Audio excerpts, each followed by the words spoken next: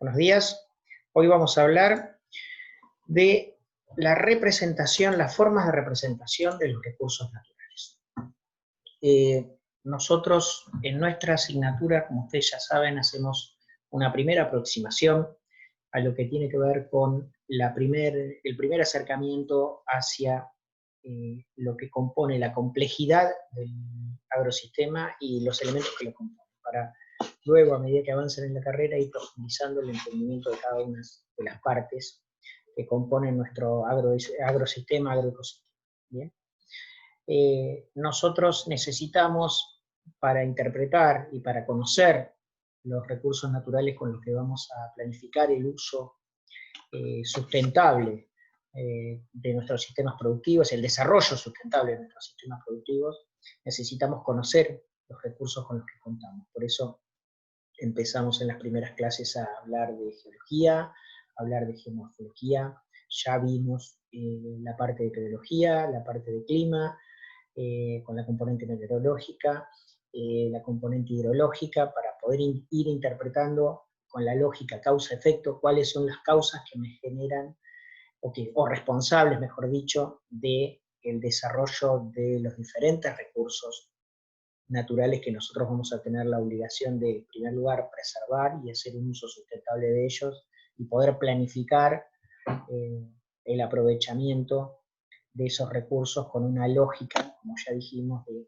sostenibilidad, sustentabilidad en todos los aspectos, sociocultural, ambiental y productiva, y socioeconómica. ¿Bien?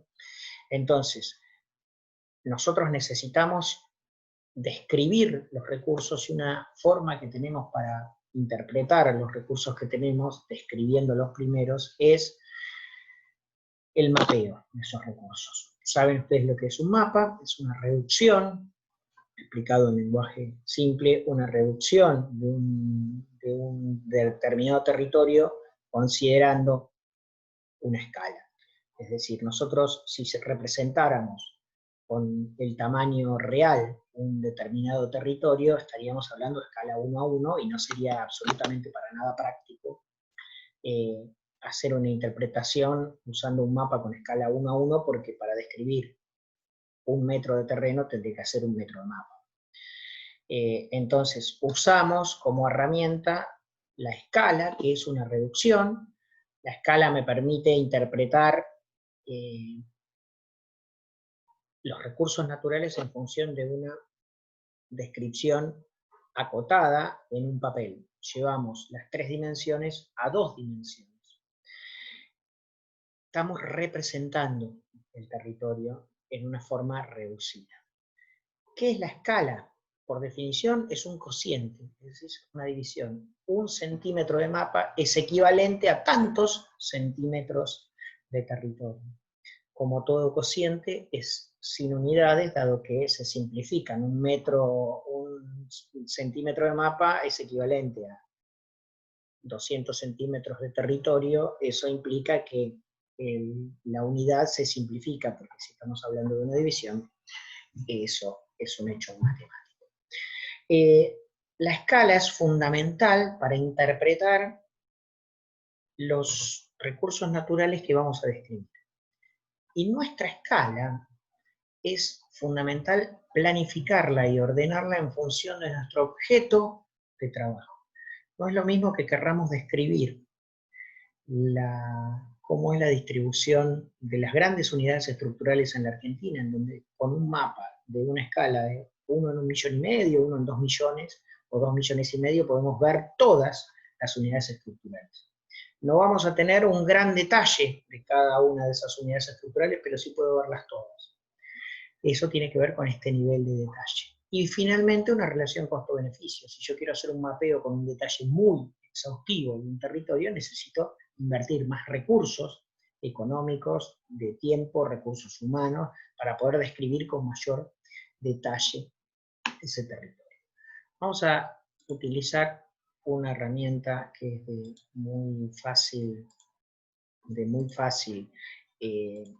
utilización, que es el googlear, y vamos a ver, por ejemplo, de qué hablamos cuando hablamos de escala y de suma. Bien, cuando nosotros hacemos un acercamiento, estamos haciendo zoom sobre un determinado territorio, como con una foto. ¿Bien? Fíjense, nosotros ahí estamos viendo la Argentina, y fíjense acá en la izquierda de la pantalla, donde está el cursor, fíjense que nosotros estamos mirando la Argentina desde una altura de alrededor de 2000 kilómetros. Eso me permite ver toda la Argentina y la distribución de las provincias y los países limítrofes. Estoy viendo Chile, estoy viendo Uruguay, Brasil, Paraguay, Bolivia. Bien. Y veo parte de los océanos. Si me acerco, fíjense que empieza a pasar con la escala que me está marcando esto que vemos acá, esta barra con una graduación, es una escala gráfica. Bien. Fíjense que yo ahí estoy desplazando el continente hacia la escala gráfica, y fíjense que yo estoy pudiendo ver prácticamente desde el inicio de Argentina contra la cordillera hasta su finalización con el mar, con un zoom de 550 kilómetros, bien, con esta escala. Si me alejo, estoy empezando a ver en esta distancia, en esta escala gráfica, estoy viendo una mayor cantidad, una mayor porción de territorio. ¿Tengo mayor claridad en lo que veo al alejarme? Y no, veo más cosas, pero con mucho menos detalle. ¿Qué sucede cuando me acerco? Cuando me acerco empiezo a ver menos cosas. Fíjense, la escala gráfica ya tiene un alcance de 200 kilómetros, y yo me empiezo a dar cuenta que aquí hay geoformas de montañas, veo nieve, veo una estepa, sin demasiado detalle, veo ríos, embalses. Si le sigo acercando, empiezo a ver formas ya más definidas. ¿A qué altura estoy? Estoy cada vez más cerca. La escala gráfica me representa ya no 1000 kilómetros, 500 kilómetros o 2000 kilómetros como en su inicio. Me refleja solamente 43 kilómetros. Esto es el equivalente a decir, pasé de una escala de 1 en 2 millones a una escala de 1 en 100.000, de 1 en 50.000, si me sigo acercando, o de 1 en 20.000. ¿Ven? Yo interpreto, fíjense, ya está, la escala gráfica me representa 6 kilómetros de terreno, y puedo darme cuenta que esta es una zona montañosa. Puedo identificar cursos de agua, puedo inclusive, si me sigo acercando, determinar que esto es una zona de cultivo. Hay un aparcelamiento que me permite interpretar que esta zona está antropizada, está modificada por el hombre, y encuentro una distribución, un aparcelamiento que se corresponde con un área que mínimamente tiene cultivos o mínimamente tiene un manejo asociado a un uso productivo de estos ambientes. ¿Bien? Bueno, eso es la escala. Eso es la explicación práctica de una escala. Nuevamente, si yo quiero conocer con detalle cuál es la situación de este predio, de este establecimiento, le vamos a hacer una medida muy rápida. Si yo quiero tener una idea de qué superficie tengo en este predio, utilizo la herramienta de trazar una ruta y voy a ver las dimensiones. Bien, es prácticamente Estaba usando la herramienta equivocada. En la herramienta de polígono, voy al Google, uso la herramienta de polígono y voy a poder calcular la superficie de este territorio, de este predio, que se supone que es una unidad productiva. Desconozco si es toda una misma unidad, supongo que esto es una parcela, pero vamos a ver, cuando hablamos de medidas, vamos a ver cuántas metros y cuántas hectáreas tiene. Estamos hablando de estas superficies de alrededor de 10 hectáreas, ¿bien? Si yo quiero interpretar, conocer con detalle una superficie de 10 hectáreas, voy a tener que tener una escala lo suficientemente grande. Como la escala es un cociente, a medida que el numerador es más chico, esa escala es más grande. No es lo mismo dividir 1 sobre 100.000 que dividir 1 sobre 20.000. Tenemos una magnitud de 5 veces distinta. 5 veces mayor. Entonces, yo si quiero ver qué sucede aquí, quiero mapear esto, tengo que tener una escala muy grande, porque es la única forma de poder conocer con detalle lo que sucede aquí. Porque estamos hablando de una muy pequeña superficie. Ahora, si yo quiero saber cómo es la geomorfología de esta región, y si tengo una escala de 1 en 20.000, no voy a tener que hacer muchísimos mapas chiquitos que me describan todo esto. Entonces es más fácil hacer un mapa con una escala mucho más chica que me permite interpretar rápidamente qué sucede en toda esta zona. ¿Me explico? Esta es la forma práctica de comprender lo que es la escala. Bien, vamos a continuar con el PowerPoint ahora, como para seguir describiendo los detalles de lo que veníamos mirando. Nosotros, como ya dijimos, tiene que ver nuestro objetivo de trabajo, el nivel de detalle buscado, como explicábamos recién en el ejemplo, y la relación costo-beneficio. Formas que tenemos de interpretar las imágenes cuando trabajamos analizando los recursos naturales, recuerden estas dos formas, una grilla o una transecta, y eso se corresponde con interpretar. Si yo hablo de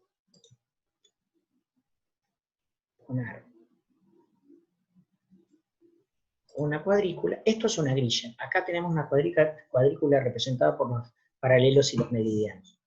Pero esto refleja claramente cómo se toman los datos cuando uno analiza en forma de grilla. Esto lo ponemos solamente a título de ejemplo para que ustedes interpreten cómo es una grilla. Entonces, cuando nosotros hacemos un relevamiento en forma de grilla, a medida que me acerco aparecen más puntos. Si yo voy a tomar datos de un determinado lugar en forma de grilla, voy a tomar puntos donde está en cada uno de los vértices. Aquí, aquí, aquí, aquí, aquí, aquí, aquí, aquí. Esto me permite tomar datos que son representativos de los recursos que quiero analizar.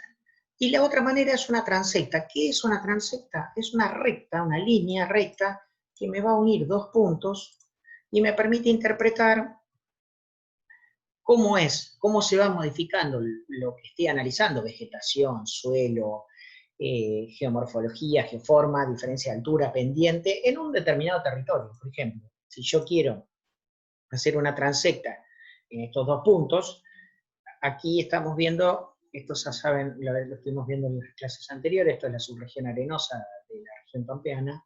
Fíjense, aquí estamos viendo los perfiles de elevación y cómo se modifica el terreno en esta determinada transecta. Estamos hablando de una transecta muy larga, estamos mirando alrededor de 200, 300 kilómetros, 285 kilómetros, la transecta que trazamos rápidamente, y si analizamos cuál es la diferencia de la altitud sobre el nivel del mar, pasamos de 118 metros sobre el nivel del mar en el noroeste de la provincia de Buenos Aires a 50 metros sobre el nivel del mar, ya bastante avanzado. Esto estamos a la altura de más arriba de Bolívar, cerca de Las Flores. Entonces, esto nos permite interpretar rápidamente con una escala, como veníamos viendo hoy, esto es una escala chica, tenemos poca definición, no podemos ver mucho. Nuevamente, tengo que hacer zoom, fíjense, estábamos en una escala gráfica que esto representa, estamos viendo que este segmento de territorio son 80 kilómetros. ¿Bien? Entonces, la transecta es esto, una recta que me une dos puntos. Se usa en todas las escalas. Si yo estoy a nivel de predio,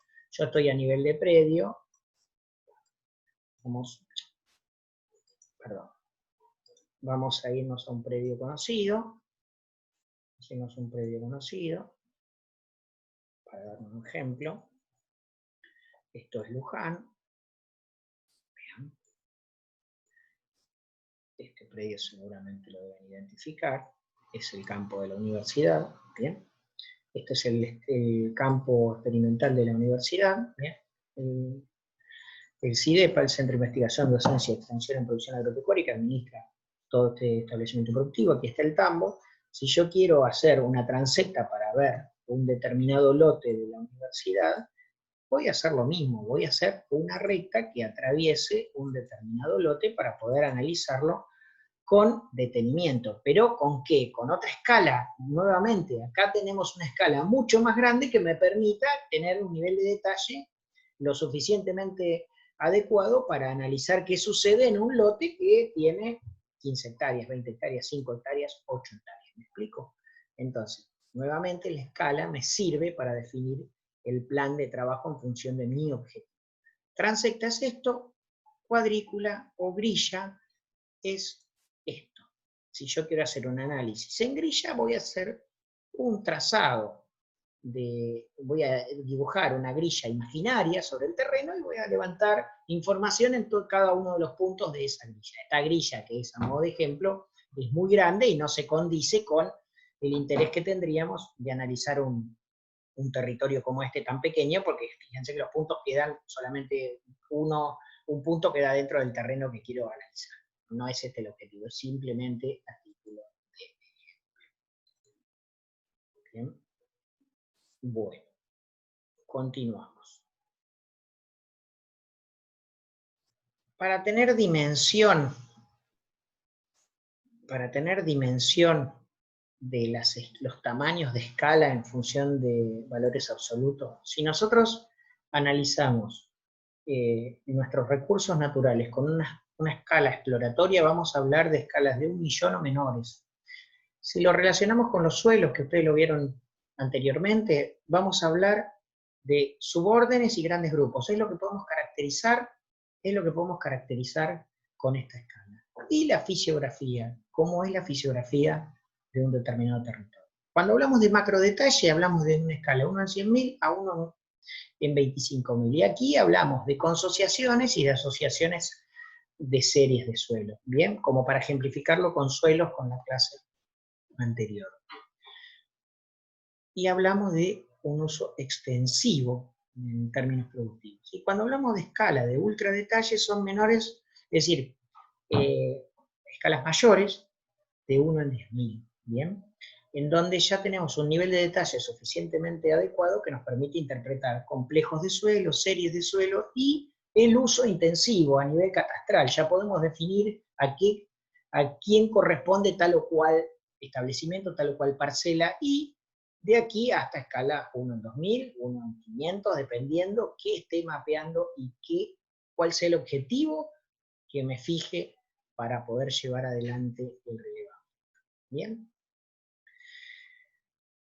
Una vez que hemos hablado de esto, vamos a hablar de lo que son las cartas topográficas. Las cartas topográficas son una herramienta de mapa de una importancia muy grande en todo lo que tiene que ver con el uso del análisis de los recursos naturales desde el punto de vista agronómico.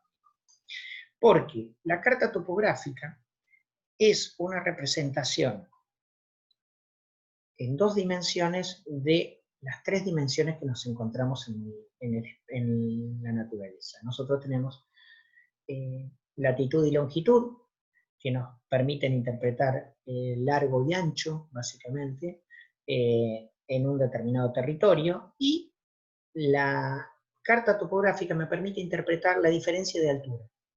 Saben ustedes que la diferencia de altura se hace siempre respecto del nivel del mar, que en nuestro caso el nivel del mar está tomado con el 0 en Puerto Mar del Plata, y a partir de ahí se han levantado todos los puntos de la Argentina que nos dicen respecto de ese 0 qué diferencia de altura relativa tienen comparados con el 0 del Puerto Mar del Plata del nivel del mar. Entonces, ¿cómo hacemos nosotros para explicar en 2 dimensiones la tercera dimensión, que es la diferencia de altura respecto al nivel del mar? Para eso, ¿qué usamos? Usamos una herramienta gráfica que es la carta topográfica. Y dentro de la carta usamos un elemento, que es lo que estoy marcando con el cursor. Ven que hay un montón de líneas. Esto es la localidad de San Antonio de Areco, el partido de San Antonio de Areco. Cada una de estas liñitas que estoy siguiendo con el cursor es una curva de nivel. ¿Qué particularidad tienen las curvas de nivel? Representan puntos de igual altura sobre el terreno. En todo su recorrido, cada uno de estos puntos que toca esta curva tiene la misma altura sobre el nivel del mar. Entonces, ¿yo qué estoy explicando con esto? ¿Cómo se va modificando la geoforma a lo largo de un determinado territorio. Me permite interpretar, cuando uno se familiariza con el uso de esta herramienta, interpretar muy rápidamente dónde tengo una zona alta, una zona de pendiente y una zona baja. Esto que vemos aquí es el río Areco, esto es una zona baja. Y estas son zonas de lomas, que además tienen desniveles entre sí, y tengo vaguadas, dorsales, que son zonas altas y zonas bajas, que son muy importantes para entender cómo se va modificando el terreno. Vamos a seguir mirando y comparando. Esto está bajado del Instituto Geográfico Nacional, las cartas están en papel, pero hay muchas cartas que están subidas en formato digital, y es muy interesante usar esta herramienta. Tienen acá la página, la pegué justamente con la página para que cuando necesiten buscarlo lo encuentren, es de muy práctico uso.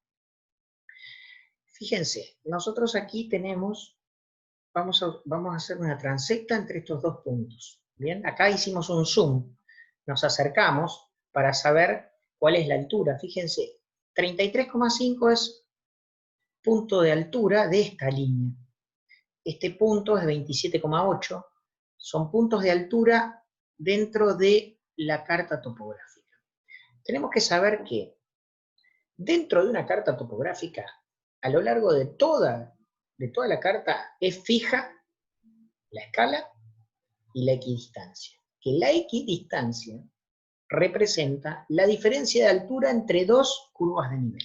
Es decir, si esta curva refleja, vamos a dar un ejemplo, esta curva es la curva de 40 metros, si la equidistancia en esta carta es de 2,5 metros, esta es de 40, la de acá va a ser de 37,5 o de 42,5, dependiendo para qué lado el terreno ascienda o descienda. ¿Me explico?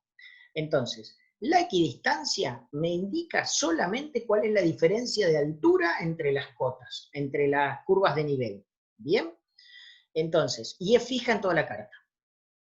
Con lo cual, si yo lo analizo entre esta curva y esta curva, o entre esta curva y esta curva, yo sé que la diferencia entre ambas curvas en altura, la diferencia de nivel entre una curva y otra, va a ser la misma, 2,5. En el caso de que sea 2,5. Si es 5, será 5, si es 1, será 1. ¿Bien? Bueno, vamos a mirar qué sucede entre estos dos puntos. Y para eso vamos a usar otra herramienta nuevamente, que es el Googlear, que nos permite medir algunas cosas, como ya vimos, los perfiles de elevación. Bien, aquí vemos, está un poco corrida la imagen, vemos entre este punto y acá abajo justo quedó corrida la imagen, se pegó mal. En estos dos puntos, voy a salir de acá, vamos a proyectar, ahí lo van a ver mejor. En vez de tener la presentación del Power, lo vamos a ver así. Discúlpenme que queda un poco desprolijo, no sé si lo van a ver tan bien, pero sí se pueden ver los dos puntos. Fíjense cómo esto estamos sobre 39 metros, la parte más alta, y cómo va bajando el terreno hacia el río. Acá está el río, ¿bien? ¿Cómo va bajando? Nosotros, los dos puntos que veíamos, fíjense, acá hay un arroyo que ingresa al río, son los dos puntos que vemos marcados, ven en la imagen de Google Earth. Esta es una zona que tiene estos círculos, son círculos de riego, es una zona agrícola, ¿bien? Pero es el mismo lugar. Entonces, ¿cómo se ve este lugar? Esta es la parte alta que desciende hacia el río Areco.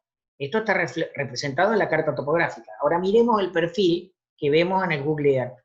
Miremos el perfil, ¿ven? Partimos de la flecha roja, 38 metros, y cómo va descendiendo el terreno, que es lo que vemos en estas curvas.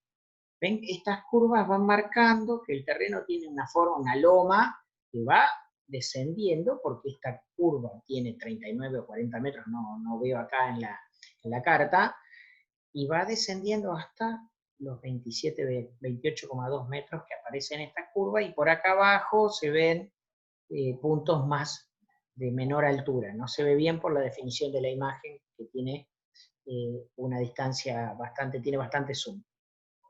Bien, ¿ven lo que hablábamos? Esta es una zona de altura que viene descendiendo. Acá no se puede ver por la no lo veo a simple vista, pero sí lo puedo interpretar en el perfil. El perfil es un corte, es como si yo hubiese hecho un canal de 10 metros de profundo acá y estuviera mirando cómo se mueve el terreno, cómo va modificándose el terreno. Lo digo un ejemplo burdo. Entonces, si nosotros seguimos mirando, ¿qué sucede? ¿Qué sucede aquí?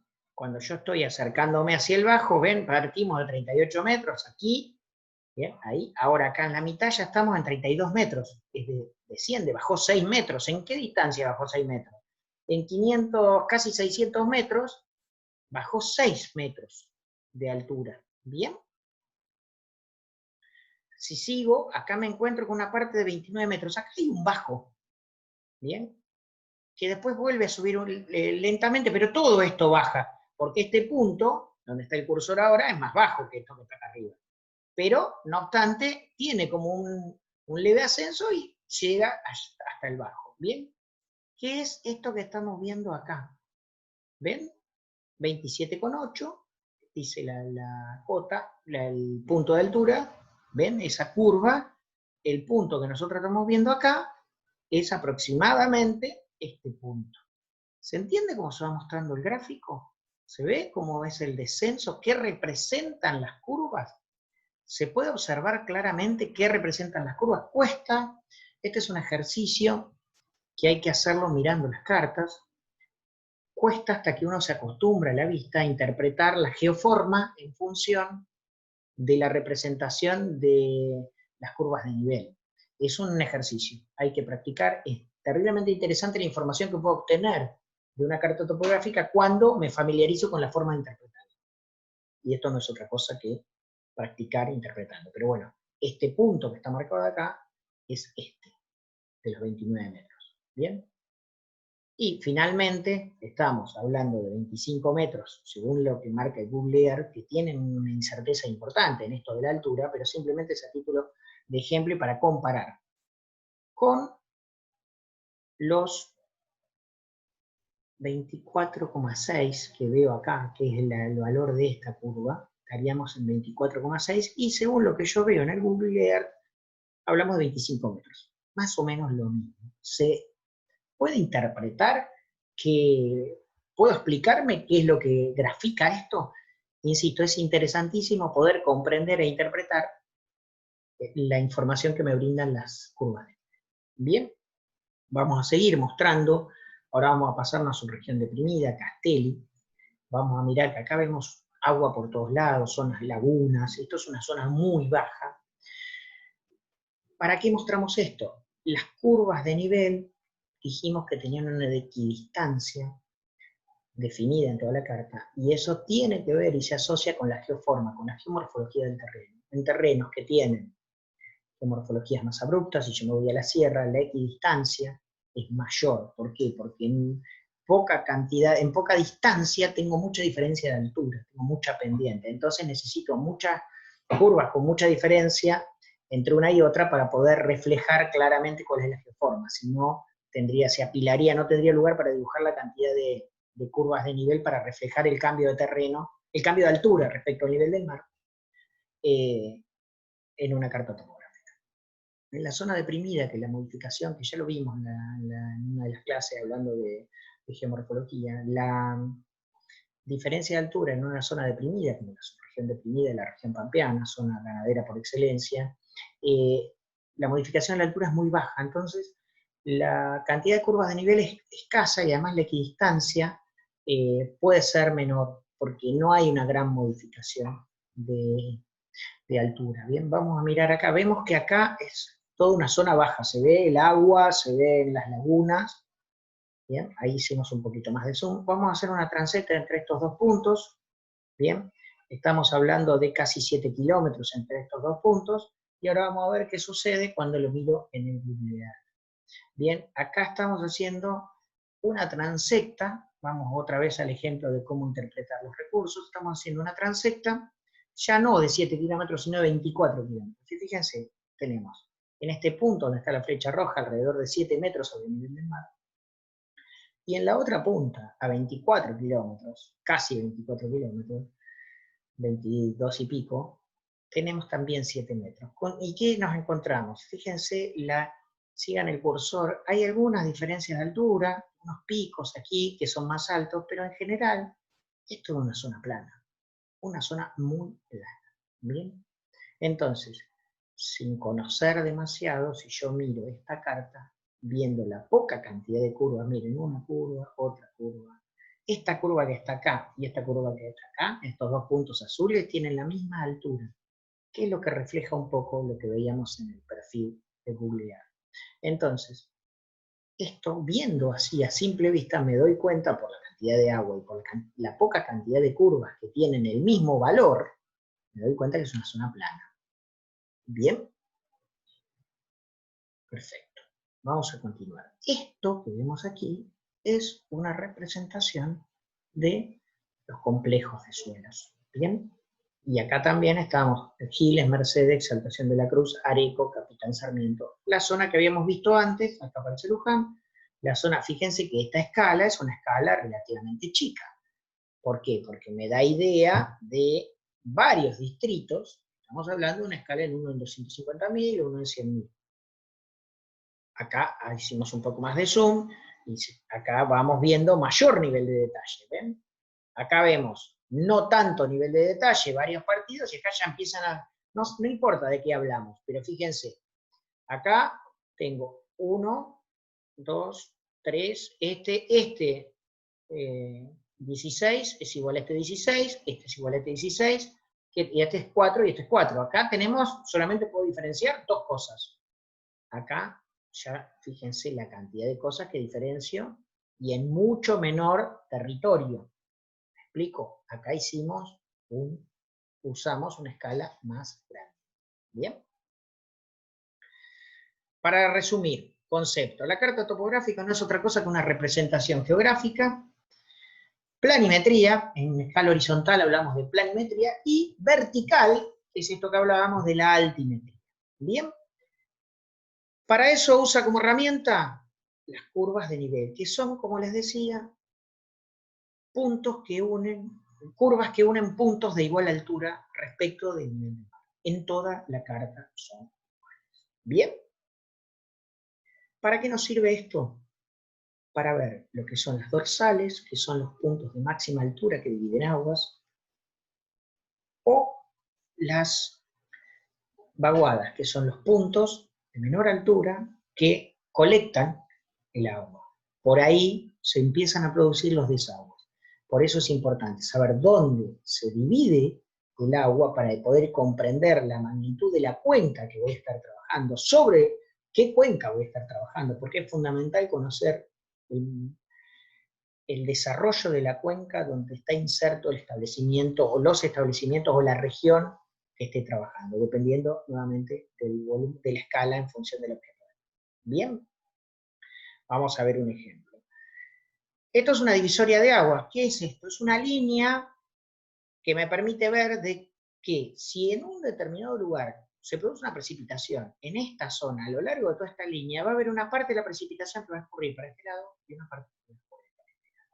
Bien. En el caso de la vaguada, es una zona que colecta el agua. Entonces, si llueve en algún punto de este lugar, todo el agua va a terminar saliendo por aquí. Este es el punto más bajo, 60 de altura. Entonces, la vaguada es el punto que colecta agua, la geoforma que permite que se junte el agua. Y la divisoria de aguas, la geoforma que hace que el agua vaya de un lado a otro, para un lado o para el otro. Y esto es lo que define, las dorsales y las vaguadas definen las cuencas. Les dejo para ustedes y para su casa que hagan el ejercicio de cambiar los valores. Invertir este e invertir este. Y después lo vemos en la discusión. Siempre sepan, esto es por definición, que el agua siempre va a escurrir en forma perpendicular a la curva de nivel, por definición.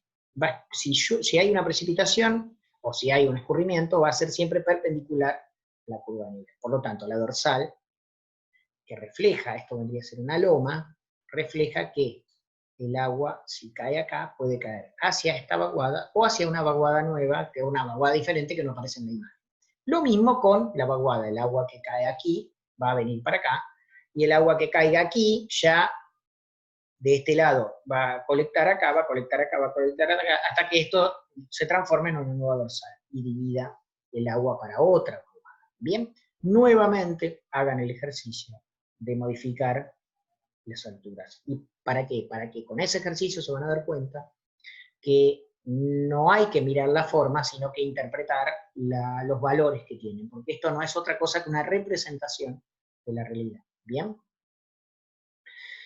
Estas imágenes representan esto. Esta distribución de cartas, de curvas de nivel, refleja esta geoforma. Esta geoforma. Este tipo de distribución de curvas de nivel refleja esta geoforma. ¿Me explico? Es importante, mírenlo a esto, veámoslo, consulten las dudas que tengan, porque son temas que cuesta bastante comprender, hacer la abstracción, mejor dicho, para interpretar que esto me está representando una geoforma tridimensional. ¿Bien? Cuando nosotros tenemos un paisaje más ondulado, más de colinas, vemos que la distribución de las curvas de nivel es diferente. Esto refleja esto. Aquí tenemos esta parte, refleja esta parte de la loma, y esta la zona de pendiente, y la zona del bajo, y la nueva loma. La loma más pequeña, la zona de pendiente, el bajo, zona de pendiente, loma mayor. Y después nuevamente vuelve a caer. Bien, fundamental. Desde el punto de vista agropecuario esto es fundamental. La pendiente. A nosotros la pendiente nos va a dar muchísima información respecto de cómo es el terreno, pero además de cómo poder manejar los distintos ambientes. Ustedes ya saben que los ambientes son por zonas homogéneas de paisaje, que son unidades cartográficas. Hablar de ambiente o hablar de unidad cartográfica es un sinónimo. Cuando hablamos de una loma, estamos hablando de un ambiente, el ambiente loma o la unidad cartográfica loma. Es fundamental conocer la pendiente de los terrenos, de los ambientes, para saber cómo tenemos que cuidarlo. Para eso, ¿qué es? ¿Qué es la pendiente? Es la diferencia de altura en una determinada distancia, explicado de manera simple, y para eso, más allá de la fórmula que aparece aquí, lo fundamental es que hagan regla de 3 signos. La diferencia de altura que hay entre un punto y otro en una determinada distancia. Y se expresa siempre, la pendiente siempre se expresa en forma relativa, no en valor absoluto. La pendiente se expresa en porcentaje, por eso aquí aparece este dato 100, porque la estamos relativizando para llegar a porcentaje. Fundamental comprender esto. No es lo mismo estar en un territorio con 5% de pendiente, con 3% de pendiente, con 0,05, como puede ser la zona deprimida. Los riesgos que voy a tener en cada uno de estos ambientes son diferentes. Si yo voy a la zona de Tandil, que tengo 6, 7%, 8% pendiente, los riesgos de erosión van a ser mucho mayores que en una zona que tenga 3% pendiente, o que tenga 1% pendiente, o que tenga 0,5% pendiente. Van a cambiar los riesgos. En una zona donde la pendiente es muy baja, el principal riesgo no va a ser la erosión, sino va a ser el exceso hídrico y la inundación. Entonces es fundamental, esto es un dato importantísimo. Nuevamente, practiquen, hagan ejercicios, y además de la fórmula, consideremos utilizar la regla de 3, el razonamiento. Pensemos en el criterio. ¿Qué es la pendiente? Diferencia de altura entre dos puntos en una determinada distancia. Siempre se explica, se relativiza, llevado a porcentaje. Bien, repasamos. Hablamos de conceptos. ¿Qué era la equidistancia? Lo dijimos, la equidistancia es fija en toda la carta, es la diferencia de altura que hay entre dos cotas, entre dos curvas de nivel. ¿Bien? Aquí tenemos otra fórmula para calcular pendiente. Está el ejemplo, no vamos a explicar esto. Esta fórmula es importante, la pueden usar, está muy bien, que dice la pendiente va a ser la equidistancia por 100 dividido la distancia topográfica. A veces esta fórmula puede llevar a algún error. Si ustedes lo corrigen, lo hacen con la regla de 3 simple, no van a tener ninguna dificultad. ¿Cómo voy a saber la diferencia de altura entre dos puntos? Pues bien, si yo estoy entre este punto y este punto, la diferencia de altura, ¿cuánto es? Entre este punto y este punto, la diferencia de altura es de 10 metros, porque esta es de 7,5 y la otra es de 17,5. ¿Bien? 10 metros de diferencia de altura. ¿Cuál es la distancia? Bueno, pues bien, analizo cuál es la escala. Entonces, si la escala es 1 en 100.000, la distancia va a ser, la distancia real, ¿cuál va a ser? Voy a medir esta distancia entre este punto y este punto, y lo voy a hacer la cuenta también con regla de 3 simple, y voy a sacar, si entonces, si 1 centímetro de carta equivale a 100.000 centímetros de realidad, 10 centímetros de mapa, X. ¿Me explico? Es así. Hay que tratar de hacer siempre, tratar de llevarlo a metros para simplificar los cálculos. Pero eso es una cuestión de cálculo, simplemente. Entonces, de esa manera calculo cuál es la distancia. Si yo tengo una distancia, vamos a poner 1000 metros, la cuenta sería, si yo tengo la diferencia, la pendiente, ¿cuál sería? Si yo tengo que en 1000 metros de terreno tengo 10 metros de diferencia de altura, en 100 metros de terreno tengo X. ¿Por qué uso 100 metros? Porque lo estoy llevando a porcentaje, para relativizarlo. Yo automáticamente esa cuenta me quedó expresada en porcentaje. Entonces eso me va a dar el valor porcentual dependiente de este terreno. Eso es la manera más práctica y más segura de hacer un ejercicio. ¿Bien? Vamos a avanzar un poquito con el concepto de sensores remotos. Nosotros estamos usando, de hecho en esta clase ya lo venimos usando en todas las clases, pero lo usamos, en esta clase arrancamos utilizando Google Earth y los sensores remotos. ¿Qué son los sensores remotos? Son herramientas que nos permiten analizar, sobre todo a gran escala, y a pequeña también, pero sobre todo a gran escala tienen muchísima información muy rápida, y nos permiten interpretar los recursos naturales en función de distintas cosas. Si nosotros analizamos el espectro de luz que nuestro ojo es capaz de captar, vamos del rojo al azul, y de ahí, en función de la longitud de onda, saben ustedes que la luz se comporta de manera electromagnética, entonces la luz visible va del rojo al azul, y después tenemos otras longitudes de onda que nuestro ojo no puede captar, que tienen mayor cantidad de energía, como los rayos gamma, los rayos X o luego el ultravioleta, y de mucha menor energía, el infrarrojo, que va del cercano, medio, lejano, hasta el térmico. ¿Y eso qué cambia? Cambia la longitud de onda. ¿Eso qué significa? La luz tiene un comportamiento electromagnético, como si ustedes siguen el cursor, van a ver que estoy describiendo ondas. Entonces la longitud de onda, saben ustedes que es la diferencia de altura entre dos crestas, ¿bien? En el campo de la luz. Entonces, esto me permite ver que tengo las de menor longitud de onda son las del azul, y las de mayor longitud de onda las del rojo. Y a medida que me alejo hacia el infrarrojo, son de mayor longitud de onda. También aparecen las microondas y las ondas de radio. Cuando hablamos de microondas hablamos de centímetros.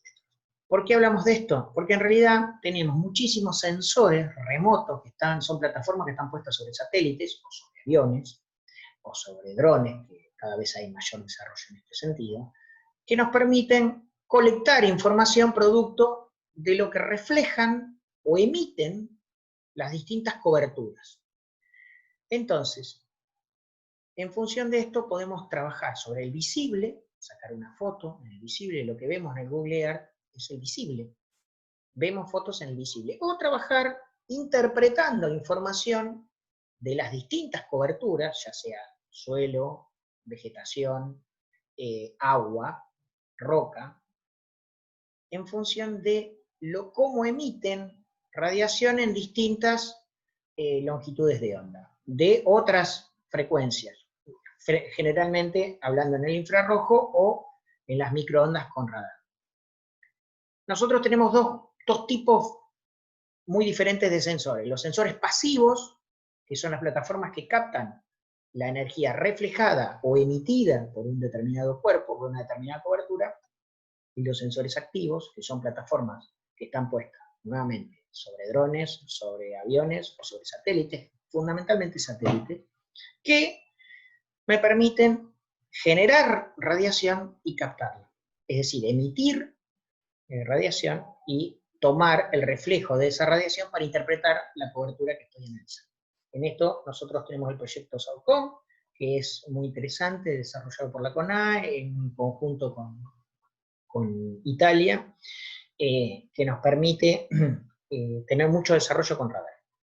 Esto es muy interesante por la magnitud, como les decía más temprano, del manejo a gran escala de la información. Pero además, lo más interesante de esto es que nos permite tener información acumulada de muchos años. Los primeros satélites que pasaron, primero tenían un uso militar y se desarrollaron sobre fines de los 70, con un uso agronómico. Entonces tenemos información de satélites desde esa época. Vamos a poner el año 80 para redondear, no importa el año. Tenemos información desde esa época de la evolución de la cobertura de una determinada cobertura en un determinado lugar. Y esto nos permite hacer análisis multitemporales muy, pero muy interesantes y ver la evolución de los determinados recursos naturales en un determinado momento extemporáneo. No en la actualidad, sino en tiempo pasado. Es muy, muy interesante. Bien, bueno, esto lo vamos a pasar rápido porque eso nos explican cuestiones de la longitud de onda que no viene al caso. Bien, esto que vemos aquí es muy interesante porque nos permite analizar cómo trabaja el satélite SPOT, el francés, en función de las bandas que interpreta. A ver, esta banda, la banda 1, trabaja en el espectro del verde. La banda 2 trabaja en el espectro del rojo y la banda 3 trabaja en el espectro del infrarrojo. Es decir, los sensores que tiene ese satélite permiten interpretar la reflectancia, es decir, lo que refleja una cobertura en el verde, una determinada cobertura, ya sea vegetación, agua, suelo, roca. En el verde, el rojo y el infrarrojo cercano, que dijimos que eran longitudes de onda larga, que ya no puede captar el ojo humano. Sin embargo, la plataforma del satélite sí lo puede captar. Entonces, si nosotros analizamos qué sucede, esto es un ejemplo, es un gráfico de la firma espectral, es decir, cómo se comporta una determinada cobertura en función de la emisión o la reflectancia en una determinada longitud. Si nosotros vemos, por ejemplo, el agua, ¿qué vemos? ¿Qué tiene? En el verde tiene un valor alto de reflectancia, 30%, alto comparado con estos. Tiene un 30% de reflectancia en el verde. Y pero muy baja reflectancia en el infrarrojo cercano. Es decir, si refleja poco, la energía que va a captar el satélite va a ser poca. Entonces yo quiero ver agua. Y un buen dato es analizar, si quiero ver cómo está el agua, o qué cantidad de agua hay, un buen dato es analizar el infrarrojo cercano. Porque yo sé que todo lo que salga oscuro, es decir, que tenga poco dato, poco reflejo, va a salir con color oscuro, porque no va a reflejar mucho. Si refleja mucho lo voy a ver totalmente blanco. Va a ser agua, va a estar muy afectado por cantidad de agua. Fíjense, el suelo, esta línea punteada que habla del suelo, el suelo refleja poco en el verde, refleja un poco más en el rojo y refleja bastante más en el infrarrojo cercano. ¿Bien? Ahora, esto yo sé que si lo analizo en esta banda, el suelo se lo puede llegar a confundir con el agua, ¿no? Dentro de esta banda están relativamente parecidos dentro de la banda 1, ¿bien? Esto lo puedo llegar a confundir, entonces no sería una buena banda para analizarlo. Ahora, fíjense qué sucede con la vegetación.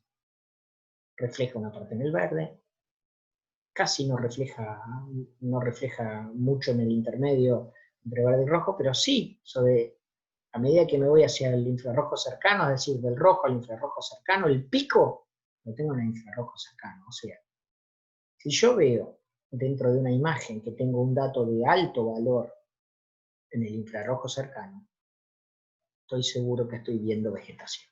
Bien. Esto es Estos son datos que se interpretan. Yo no puedo ver el infrarrojo cercano, lo que voy a ver es un dato en la imagen captada por el satélite, que va a ser un dato, de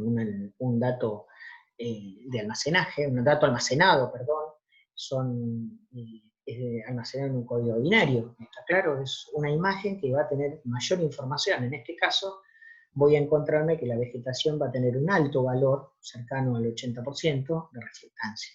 Con lo cual, entonces, voy a poder entender que estoy viendo vegetación. ¿Bien?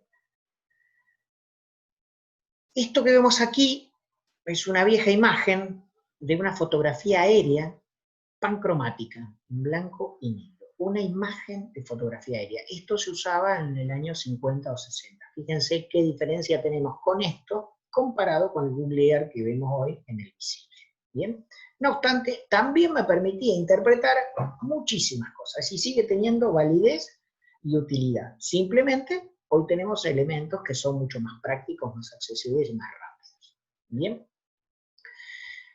Volviendo al satélite, la gran ventaja de las plataformas que están puestas sobre satélites es que tienen una resolución temporal definida. Es decir, el satélite, como está orbitando alrededor de la Tierra, son satélites generalmente de órbita baja, están entre 600 y 800 kilómetros, giran todo el tiempo alrededor del planeta y vuelven a pasar por un determinado lugar cada una determinada periodicidad de tiempo.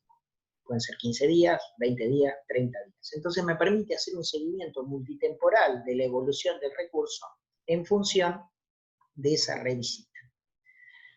Tenemos que ver qué resolución espectral tiene eso que veíamos de las bandas. Esta es la resolución espectral, es decir, en qué banda capta el satélite.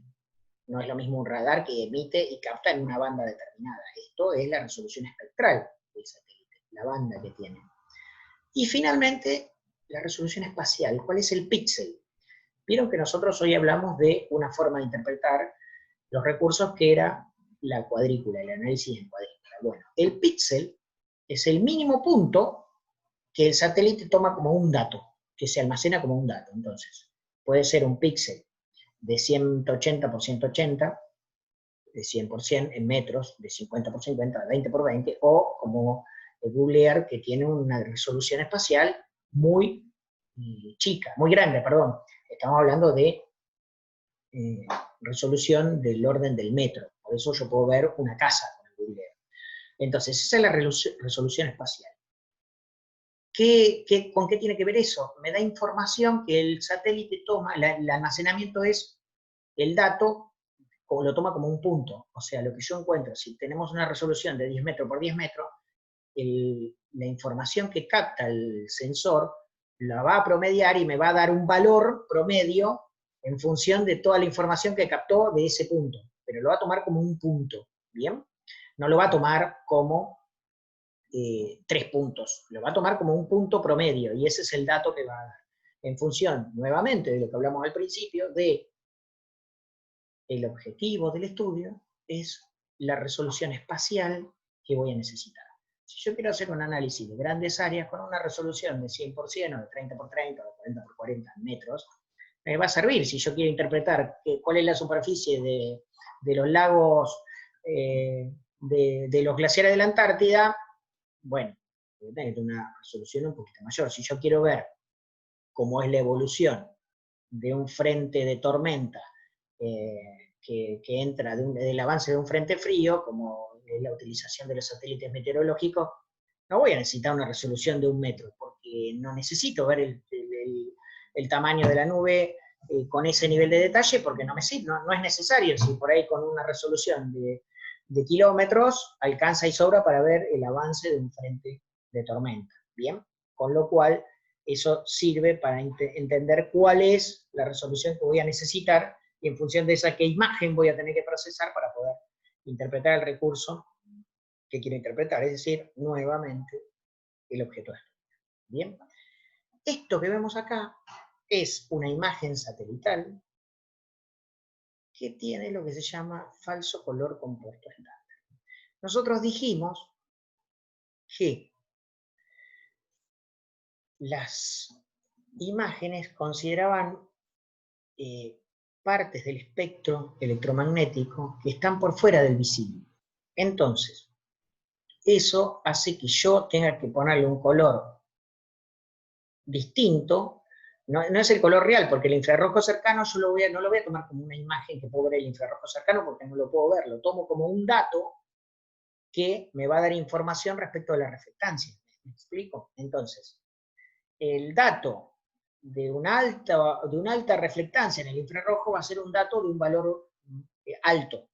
Entonces, después a ese valor alto, esto es una matriz de datos, a ese valor alto le puedo asignar un color. El falso color compuesto estándar le da color rojo a la vegetación. Entonces, lo que yo estoy viendo acá son todas zonas con mucha vegetación. ¿Por qué? Porque están rojas, están claras. Las zonas que veo más de un color más claro, es probable que esto sea suelo desnudo, es muy probable que esto sea suelo desnudo, y las zonas más oscuras es probable que tengan alguna cuestión vinculada al agua. ¿Por qué? Porque son oscuras y dijimos que el agua reflejaba muy poco. Esta es una imagen típica, imagen satelital típica, en donde se analiza el falso color compuesto. ¿Bien? Muy útil, muy importante esto para un análisis de una escala chica. A escala grande también lo puedo utilizar y hoy hay muchísimas herramientas, pero muchísimas herramientas que me permiten tener un análisis remoto con una escala muy grande. Bien, hablamos nuevamente de satélites con una altísima definición, de aviones y de drones.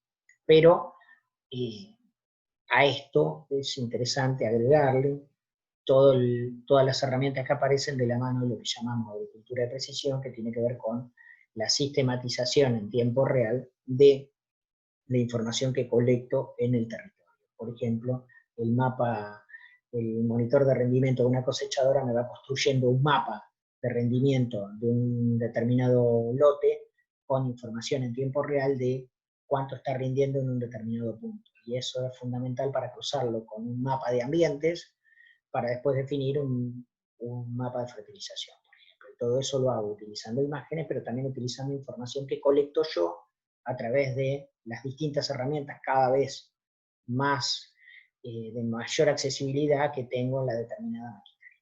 Bien, esto tiene que ver con lo que es agricultura de precisión. Por último, acá vemos lo que es el mapa de la UNLU, para, como habíamos visto hoy, para mirar un poco el nivel de definición que tiene la imagen del Google Earth. Y esto, lo que decíamos, vemos a nivel de 1 metro. El píxel tiene tal definición que me permite ver que aquí hay un galpón, acá hay unos invernáculos. Bien. Entonces, finalmente, los sensores remotos no son otra cosa que herramientas que tenemos que aprender a utilizar y que tienen múltiples, pero múltiples posibilidades de brindarnos información, que todas estas plataformas son importantes en tanto y en cuanto me sirvan para el objeto de estudio. Como decimos siempre, un productor tambero que conoce cuando ordeña en la fosa de qué vaca está hablando porque le mira la ubre y sabe cuál es el número de caravana de esa vaca, también eso es información estratégica, crucial y de muy alta calidad, que tiene que ver con la precisión del dato. Lo fundamental de esto es, tenemos que tener criterio de cómo interpretar y cómo procesar todos los datos. Información hay mucha, lo importante es que esa información sirva para el objeto de estudio que nosotros tenemos. Bien, tienen que responder el cuestionario de práctica, así les sirve para ir interpretando cómo tenemos que encarar el estudio y, como siempre decimos, estamos a disposición para cualquier consulta. Muchas gracias.